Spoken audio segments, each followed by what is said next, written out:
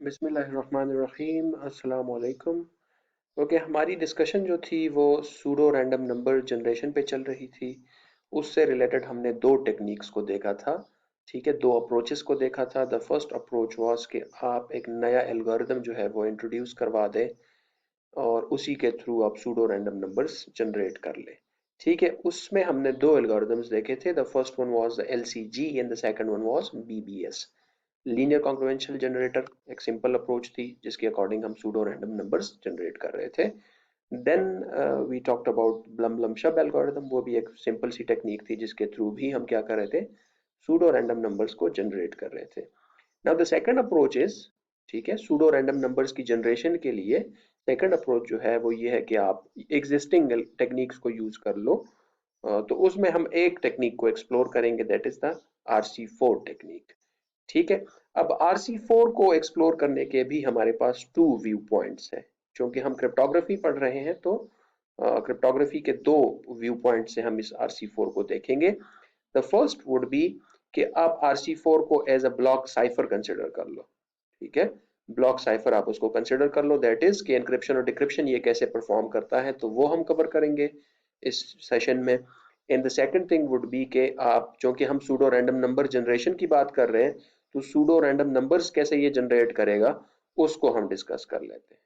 ठीक है, RC4 के RC4 जो है उसमें आपके पास दो पार्ट्स हैं। The first one is KSA, that is the key scheduling algorithm, and the second one is stream generation. So let's have a look at RC4 के किस तरह से ये काम करता है। ओके, RC4 के दो पार्ट्स हैं आपके पास। पार्ट वन को हम डिस्कस करने जा रहे हैं, दैट इज की स्केजुअलिंग एल्गोरिथम। की स्केजुअलिंग एल्गोरिथम के लिए आपको 16 बाय 16 का एक मैट्रिक्स या एक 16 बाय 16 का एक मैट्रिक्स जो है वो आपको रिक्वायर्ड होता है, या फिर आप ये कह लें कि आपको 256 साइज की एक अरे जो है वो रिक्वायर्ड होती है। ठीक है, 16 बाय 16 दैट मीन्स कि इसमें 16 रोज हैं और 16 इसमें कॉलम्स पड़े हुए हैं। इनमें फिर हमने हेक्साडेसिमल वैल्यूज इंसर्ट करनी है। हर एक सेल में आपके पास दो दो वैल्यूज जो है वो इंसर्ट हो रही है। हेक्साडेसिमल की दो दो वैल्यूज इसमें इंसर्ट हो रही है, that is 00, 01, 02, 03, 04, 05, 06, 07, 08, 09, 0A, 0B, 0C, 0D, 0E, 0F, and so on and so forth till you reach the last slot or the last cell। ठीक है, इसमें आपके पास एक एक सेल में दो दो हेक्साडेसिमल वैल्यूज जो है वो पड़ी हुई है। ठीक है, सो ये आपके पास 256 सेल्स आ गए हैं। And 256 into 2 will give you 512 hexadecimal values. लेकिन आप ये कंसिडर कर ले कि एक एक सेल में आपके पास दो दो हेक्साडेसिमल वैल्यूज पड़ी हुई है, या एक एक सेल में आपके पास एक एक बाइट पड़ा हुआ है। सो ये आपके पास 256 सेल्स में 256 ब्लॉक्स या 256 बाइट्स आपके पास आ जाएंगे। ठीक है, अब आपको की प्रोवाइड की जाती है। फॉर इंस्टेंस हमारी की जो है वो 1 2 3 4 5 6 7 8 है। ठीक है, अब जैसे आपने इसको देखा, ये वेक्टर या ये मैट्रिक्स या ये जो अरे थी इसका साइज 256 था, तो लाइकवाइज आपको 16 बाय 16 का या 256 का आपको एक टेम्पररी वेक्टर आप बना लोगे जिसका नाम आपने रख लिया है टी। इसका नाम बाय द वे आपने रखा हुआ है एस। ठीक है, स्टैट वेक्टर का नाम आपने एस रखा हुआ है, टेम्पररी वेक्टर का नाम आपने टी रखा हुआ है।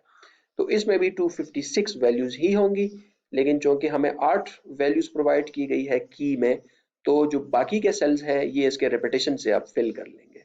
अब अगर इसमें आपके पास वैल्यूज होती, लेट्स से कि इसमें 10 होती, तो 250 तक तो इसकी फिलिंग हो जाती। मतलब 1 2 3 4 5 6 7 8 9 10 आता, फिर आप उसको 10 से शुरू कर लेते। आगे अगले जो सेल्स होते हैं उनमें फिर मजीद आप 10 इंसर्ट करते। एंड में फिर आपके पास लाइक 250 वैल्यूज तो आपके पास इंटू 10 इंटू 25 अगर कर लें, तो यहाँ तक जो है आपके पास ये फिल हो जाता 10 10 से। मतलब 25 टाइम्स आप इन सारों में 10 जो है वो इंक्लूड करवा देते।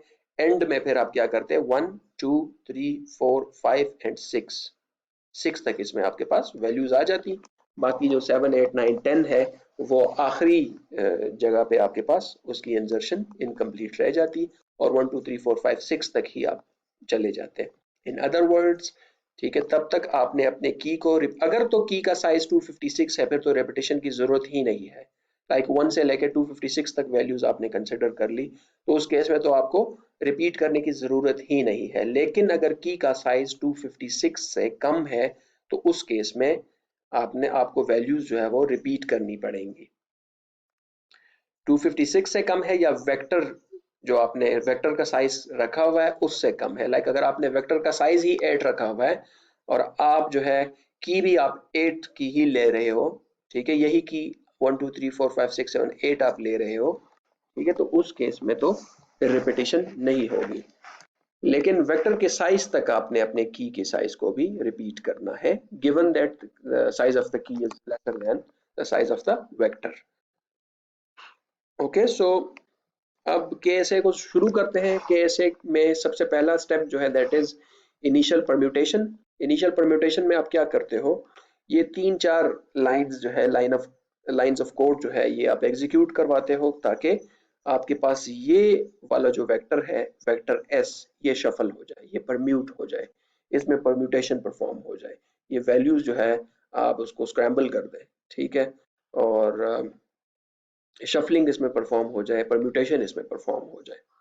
तो उसके लिए आपने क्या किया है, जे का साइज आपने रख जे को आपने जे को इनिशिएट किया है 0 से, ठीक है, और आई को भी आपने इनिशिएट किया है 0 से। लेकिन चूंकि लेकिन एक और बात जो इसमें नोट वर्दी है वो ये है कि आई जो है वो आइटरेटिवली इंक्रीमेंट होगा, दैट मीन्स कि 1 से वो इंक्रीमेंट होता जाएगा और जे की जो वैल्यू है वो अपडेट होती रहेगी, उस पर इंक्रीमेंट नहीं लगा हुआ, वो इस फंक्शन के मुताबिक, इस असाइनमेंट के मुताबिक उसकी वैल्यू जो है वो अपडेट होती जाएगी।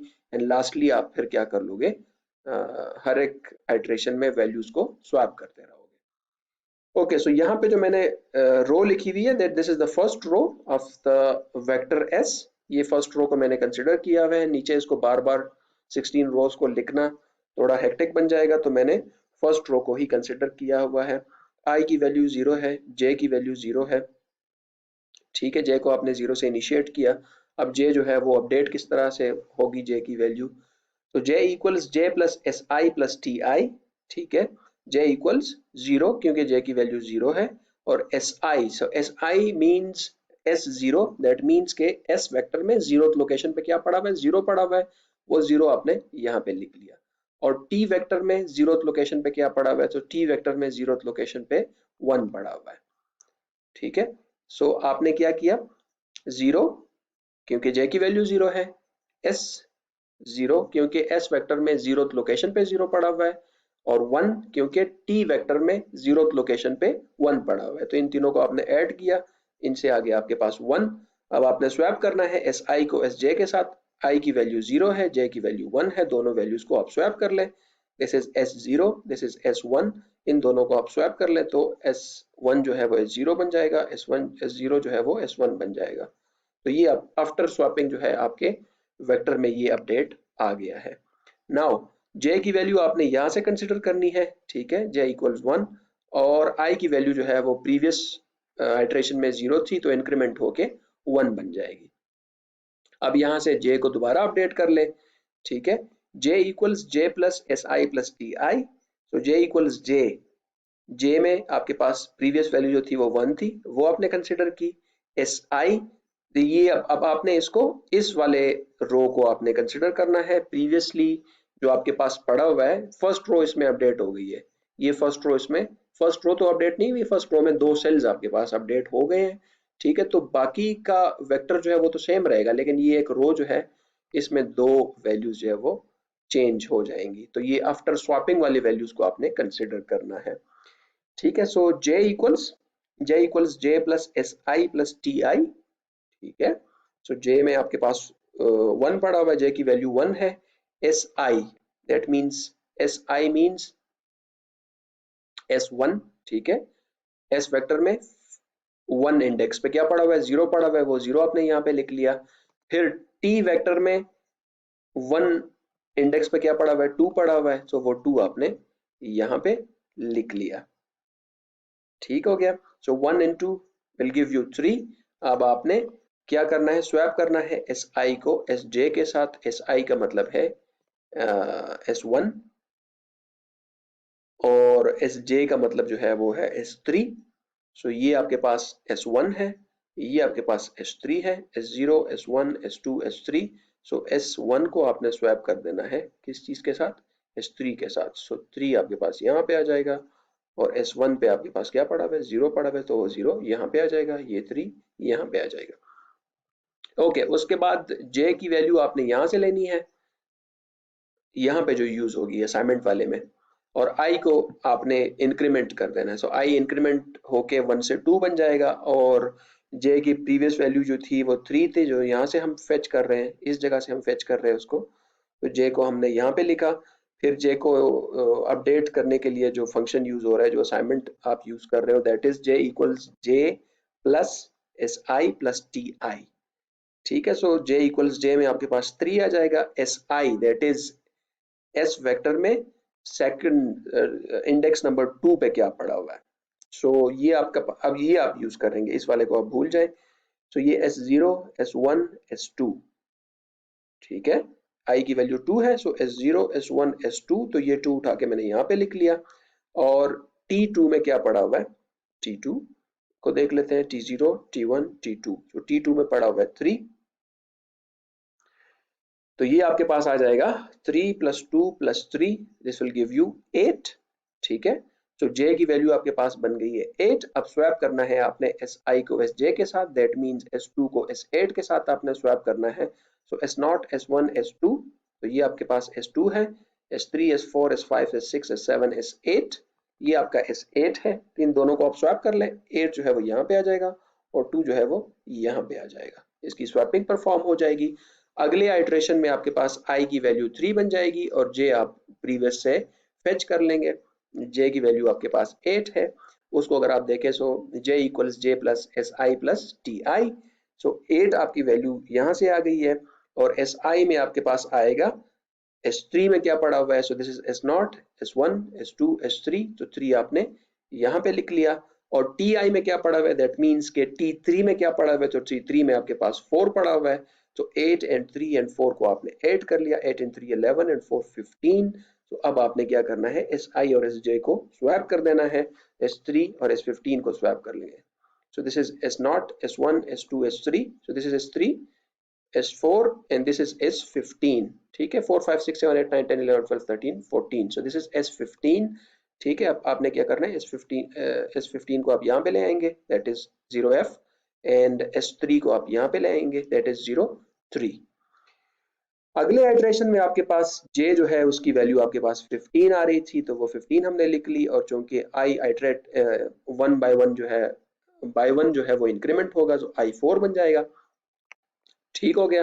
अब J जो है उसको आप इंक्रीमेंट, J को अपडेट करेंगे, J equals J plus SI plus TI। ठीक है, सो J equals J plus, that means 15 plus SI means S4, सो 0 1 2 3 4। ठीक है, तो 4 में क्या पड़ा हुआ है, 4 पड़ा हुआ है, वो 4 आपने लिख लिया। और TI में that means T4 में 5 पड़ा हुआ है, तो 15 plus 4 plus 5 will give you 24। that means आप SI और SJ को स्वैप कर लें, so S4 और S24 को स्वैप कर लेंगे, this is S4, this is S24, तो इनको हम स्वैप कर लेंगे, 18 जो है वो यहाँ पे आ जाएगा और 4 जो है वो यहाँ पे आ जाएगा। ये बाकी का वेक्टर की वैल्यूज को मैं इसलिए नहीं लिख रहा था, बाकी का जो वेक्टर है उसकी वैल्यूज को, या अर्रे जो आपके पास रोज थी उनको मैं इसलिए नहीं लिख रहा था क्योंकि वो यूज नहीं हो रही थी। अब चूंकि हमारे पास ये S24 आ गया और 15 तक वैल्यू एक रो में आती है, तो बाकी जो है मैंने इस वेक्टर से ये वैल्यूज कंसिडर कर लिया, लाइक 1 0 से शुरू हो रहा है ये और 1F तक ये जा रहा है। तो ये आपका, ये सेकंड रो है, 1 0 से शुरू हो रही है और 1F तक ये जा रही है। तो अब आपने क्या करना है, ये आपने सिंपली यहाँ पे लिख लेना है। अब ये प्रोसेस जो है, I की वैल्यू जब तक 255 से लेसर है तब तक ये रिपीट होता रहेगी, ये प्रोसेस तब तक रिपीट होता रहेगा और इसमें सारी जो वैल्यूज है वो शफल हो जाएंगी। ठीक है, तो आपका जो इनिशियल परम्यूटेशन का स्टेप है वो परफॉर्म हो जाएगा। ये वाला स्टेप जो है, this will be performed 256 times because I started with 0 and it goes till 255। ठीक है, सो ये फर्स्ट पार्ट आप लोगों का कंप्लीट हो गया, की स्केजुअलिंग एल्गोरिथम कंप्लीट हो गया। अब नेक्स्ट वीडियो में हम RC4 का नेक्स्ट पार्ट देखेंगे, दैट इज स्ट्रीम जनरेशन।